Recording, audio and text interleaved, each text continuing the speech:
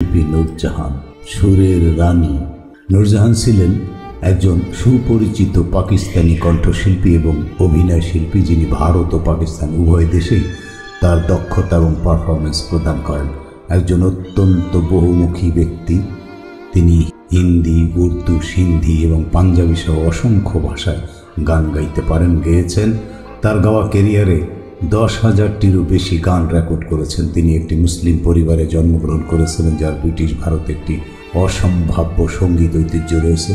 তিনি অল্প বয়সে শো বিজনেস জগতের সাথে পরিচিত হন। তিনি মাত্র 5 বছর বয়সে গান গাওয়া শুরু করেন এবং ওস্তাদ বড়ে গোলাম আলী খানের অধীনে শাস্ত্রীয় গানের প্রাথমিক প্রশিক্ষণ গ্রহণ করেন। তিনি অতিরিক্তভাবে তাকে মঞ্চে পরিচিত করেছিলেন এবং সময় ব্যয় করার আগেই তিনি নিজেকে একজন উজ্জ্বল এবং আত্মবিশ্বাসী প্ল্যাটফর্ম পারফর্মারে পরিণত করেছিলেন। তিনি অভিনয় এবং গানের প্রতি আগ্রহ গড়ে তোলেন এবং অবশেষে শিশু তারকা হিসেবে তার প্রথম চলচ্চিত্রে উপস্থিত হন। কিছু সময়ের পর তিনি সোনালী কণ্ঠের একজন সুদর্শন যুবতীতে বেড়ে ওঠেন এবং হিন্দি চলচ্চিত্র খানদানে একজন প্রাপ্তবয়স্ক হিসেবে তার প্রথম ভূমিকায় অভিনয় করেন, যেটি ব্যাপক হিট হয়। ভারত ভাগের পর 1947 সালে তিনি পাকিস্তানে চলে আসেন এবং নিজেকে প্রতিষ্ঠিত করার জন্য কয়েক বছর সংগ্রাম করেন।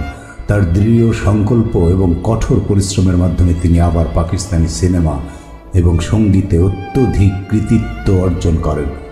নূরজাহান পাকিস্তানে মালিকা-ই তারান্নুম, মেলোডির রানী উপাধিতেও ভূষিত হয়েছিলেন। জন্ম তারিখ 21 সেপ্টেম্বর 1926 সাল, মৃত্যু 30 ডিসেম্বর 2000, জন্মস্থান কাসুর, পাঞ্জাব। 2000 সালে বয়সী 74 বছর বয়সে তিনি ইন্তেকাল করেন। পিতা মাদাদ আলী, মা ফতেহা বিবি, শওকত হোসেন রিজভি এবং পরে এজাজ দুররানি সাথে তার বিয়ে হয়েছিল। শিশু জিলে হুমা, আসগর হোসেন রিজভি, আকবর হোসেন রিজভি, হিনা দুররানি, মিনা হাসান, নাজিয়া এজাজ খান। জাতীয়তা পাকিস্তানি, ধর্ম ইসলাম, মালিকা-ই তারান্নুম নামে পরিচিত। পটভূমি: 1926 সালের 21 সেপ্টেম্বর নূরজাহান পাকিস্তানের পাঞ্জাবের কাসুরের কাছে একটি ছোট গ্রামে কোট মুরাদ খানে জন্মগ্রহণ করেন। তাকে প্রথমে আল্লাহ ওয়াসাই ডাকতেন, কিন্তু যখন তার বয়স 6 বছর তখন তিনি কলকাতা শহরের মঞ্চে মঞ্চে পরিচালক দেওয়ান সর্দারি লালের জন্য বেবি নূরজাহানের চরিত্রে হাজির হন।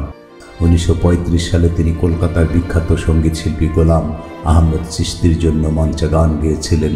বিখ্যাত পাঞ্জুলি স্টুডিও মালিক দাল সুখ পাঞ্জলি তার গুল-ই বাকাবলি চলচ্চিত্রে লাহোরে তার প্রথম দুর্দান্ত পারফরমেন্স দেখিয়েছিলেন। তার প্রথম বড় সাফল্য আসে খানদান 1942 সালে এবং জিনাত 1945 সালের চলচ্চিত্রের মাধ্যমে। এরপর এই ছবির প্রযোজক পরিচালক শওকত হোসেন রিজভির সঙ্গে গাঁট বাঁধেন তিনি। 1947 সালে ব্রিটিশরা যখন ভারত ও পাকিস্তানে বিশাল জমি ভাগ করে দেয়, তখন নূরজাহান এবং তার স্বামী শওকত হোসেন রিজভি পাকিস্তানে তাদের চলচ্চিত্র নির্মাণের জন্য পাকিস্তানের লাহোরে চলে আসেন। নূরজাহান 1961 সাল পর্যন্ত পাকিস্তানের চলচ্চিত্রে প্লেব্যাক গায়িকা হিসেবে পারফরমেন্স করেন এবং গান চালিয়ে যেতে থাকেন। 1961 সালে তিনি তার সন্তানদের লালন পালন এবং তাদের সাথে মানসম্পন্ন সময় কাটাতে মনোনিবেশ করতে চেয়েছিলেন, তাই তিনি চলচ্চিত্রে অভিনয় ছেড়ে দিয়েছিলেন এবং শুধুমাত্র তার গান গাওয়া চালিয়ে যান।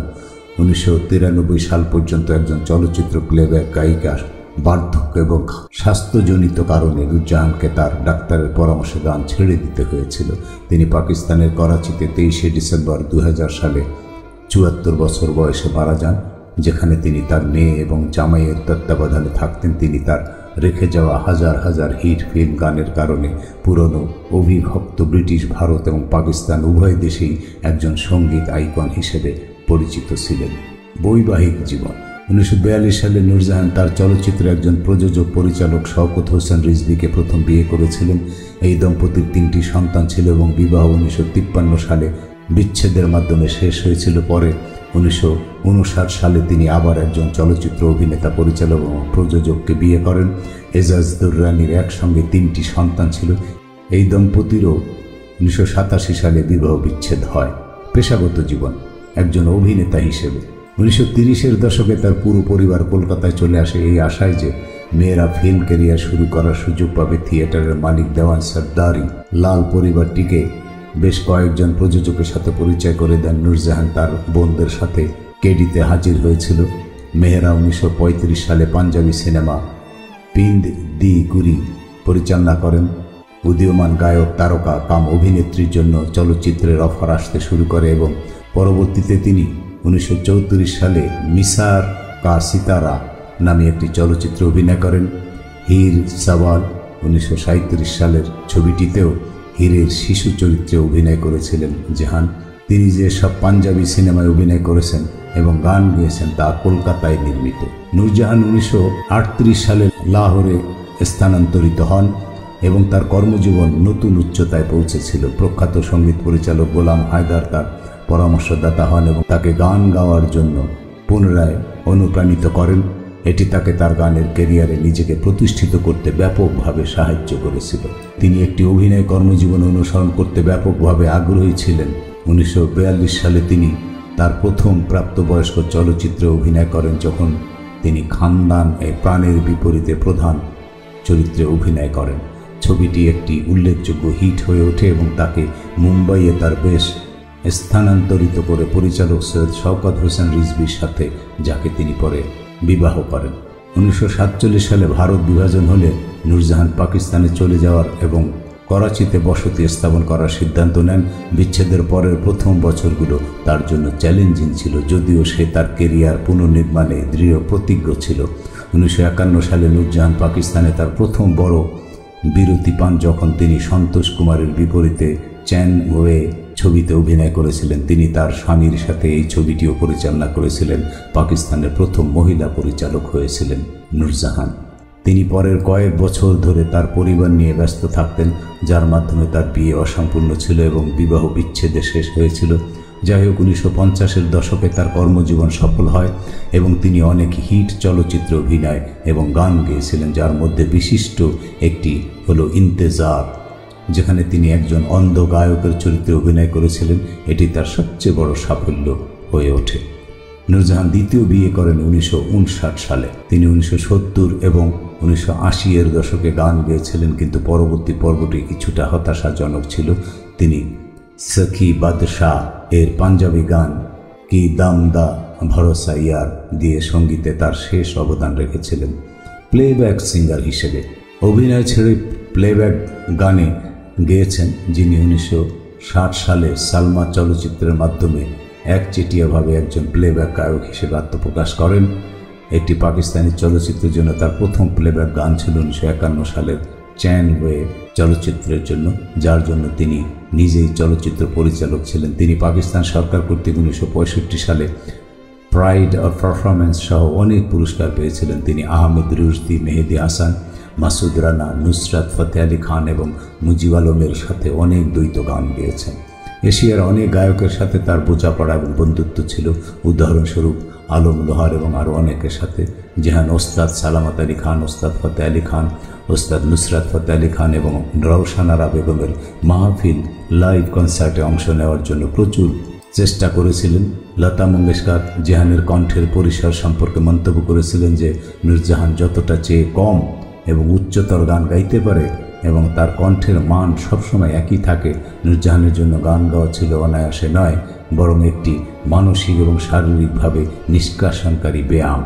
1990-এর দশকে নূরজাহান তৎকালীন ডেবিউট্যান্ট অভিনেত্রী নীলি এবং রিমার জন্য গান গেয়েছিলেন। এ কারণে সাবিয়া খানম তাকে আদর করে সাদাবাহার, চিরসবুজ বলে ডাকতেন। 1965 সালে পাকিস্তান ও ভারতের মধ্যে যুদ্ধের সময় তার দেশাত্মবোধক গানের মাধ্যমে তার জনপ্রিয়তা আরও বৃদ্ধি পায়। পুরস্কার ও স্বীকৃতি: তিনি 1965 সালে পাকিস্তান সরকার কর্তৃক প্রাইড অফ পারফরমেন্স সহ বেশ কয়েকটি মর্যাদাপূর্ণ পুরস্কারের প্রাপক ছিলেন। নূরজাহান সেরা মহিলা প্লেব্যাক গায়কের জন্য 15টিরও বেশি নিগার পুরস্কার, সেরা উর্দু গায়িকা মহিলার জন্য 8টি এবং পাঞ্জাবি প্লেব্যাকের জন্য বাকিগুলি পেয়েছিলেন। তিনি সহস্রাব্দের গায়কের জন্য পুরস্কারও পেয়েছেন। 1965 সালে জিনাত চলচ্চিত্রের জন্য তিনি জেড.এ বুখারি কর্তৃক স্বর্ণপদক লাভ করেন। নূরজাহান মোহাম্মদ আলী জিন্নার পরে সবচেয়ে প্রভাবশালী পাকিস্তানিদের তালিকায় 8ম স্থানে ছিলেন। 1965 সালে তিনি জিনাত চলচ্চিত্রে কাওয়ালি গাওয়া প্রথম এশীয় মহিলা হন। American pop queen Madonna Louise Ciccone বলেছেন, আমি প্রত্যেক গায়িকাকে নকল করতে পারি, কিন্তু নূরজাহানকে পারি না। 1957 সালে তিনি ইন্তেজার ছবিতে অভিনয় এবং গান গাওয়ার জন্য রাষ্ট্রপতি পুরস্কার পান। একই সিনেমার জন্য খাজা খুরশিদ আনোয়ারও শ্রেষ্ঠ সঙ্গীত পরিচালকের রাষ্ট্রপতি পুরস্কার পেয়েছিলেন। 1965 সালে তিনি তার যুদ্ধকালীন গানের জন্য একটি বিশেষ নিগার পুরস্কার পান। 1965 সালে তিনি তার গান এবং অভিনয়ের দক্ষতার জন্য পাকিস্তানের রাষ্ট্রপতি কর্তৃক প্রাইড অফ পারফরমেন্সে ভূষিত হন। তিনি রওশন আরা বেগমের পর দ্বিতীয় পাকিস্তানি মহিলা কণ্ঠশিল্পী যিনি প্রাইড অফ পারফরমেন্স পেয়েছেন। 1965 সালে তিনি ভারত পাকিস্তান যুদ্ধে তার নৈতিক সমর্থনের জন্য সেনাবাহিনী থেকে তমঘাই ইমতিয়াজ পান। তিনি একমাত্র পাকিস্তানি গায়িকা যিনি মিশরীয় গায়িকা উম্মে কুলসুমের সাথে গান গেয়েছিলেন। 1981 সালে তিনি তার পাকিস্তান ক্যারিয়ারের 30 বছরের শ্রেষ্ঠত্বের জন্য বিশেষ নিগার পুরস্কার পান। 1987 সালে Nurjahan NTM life time achievement award পান। 1996 সালে সিতারা-ই-ইমতিয়াজ গ্রহণ করেন। 1999 সালে নূরজাহান পাকিস্তানি সিনেমায় তার সেবার জন্য মিলেনিয়াম পুরস্কার পান। 2000 সালের জানুয়ারিতে পাকিস্তান টেলিভিশন PTV তাকে শতাব্দীর কণ্ঠস্বর উপাধি দেয়। 2002 সালে তিনি প্রথম লাক্স লাইফ টাইম অ্যাচিভমেন্ট পুরস্কার পান। আগস্ট 2014 সালে তাকে পাকিস্তানের সর্বকালের সর্বশ্রেষ্ঠ মহিলা গায়িকা হিসেবে ঘোষণা করা হয়েছিল। গুগল ডুডলও তার জন্মদিনকে তার নিজস্ব উপায়ে স্মরণ করে। আল্লাহ ওয়াসাই থেকে বিবি নূরজাহান, ম্যাডাম নূরজাহান পর্যন্ত যাত্রা এবং শেষ পর্যন্ত আক্ষরিক অর্থে অপর্যাপ্ত সম্পদ দেশের মহিলা গানের বিভাগে মালিকাই তারান্নুম মেলোডির রানী উপাধি লাভ করে। এটি একই মিউজিক্যাল রোড নূরজাহান পাস মধ্যম একটি অপ্রত্যাশিত চরিত্র যিনি দ্রুত গতিতে জীবনের মধ্য দিয়ে সহ অভিনেতাদের সাথে উত্তেজনাপূর্ণ যোগাযোগ, চলচ্চিত্র ব্যক্তিত্বদের সাথে বিবাহ এবং পাকিস্তানের রাষ্ট্রপতিদের সাথে সম্পর্কের সাথে একটি চটকদার জীবনযাপন করেছিলেন। দেশভাগের অনেক আগে থেকেই যাত্রা শুরু হয়েছিল। 1947 সালে অতিক্রম না করলে তিনি ভারতে গান চালিয়ে যেতেন। স্বাধীনতার পর থেকে হিন্দি ফিল্ম ব্যবসায় যে মিউজিক্যাল ল্যান্ডস্কেপ গড়ে উঠেছে তার পরিপ্রেক্ষিতে এটি কিভাবে সমালোচিত হবে তা যে কারো অনুমেয়। কিন্তু ঘটনা হলো যে তিনি ভারত ছেড়ে পাকিস্তানে তার জাদু বুনতে থাকেন। তিনি ছিলেন উপমহাদেশের একজন সঙ্গীত শিল্পী। খ্যাতিমান গায়ক মোহাম্মদ রফি সবসময় নূরজাহানের সঙ্গে ডুয়েট গান করতে চাইতেন। বলিউডের আরেক বিখ্যাত প্লেব্যাক গায়িকা আশা ভোসলেও একাধিক জায়গায় তার প্রশংসা করেছেন। বিশ্ব তার মতো গায়ক আর দেখবে না। মানুষ যেমন মোহাম্মদ রফি ও কিশোর কুমারকে দেখেনি, তেমনি আরেকজন নূরজাহানও আর হবে না।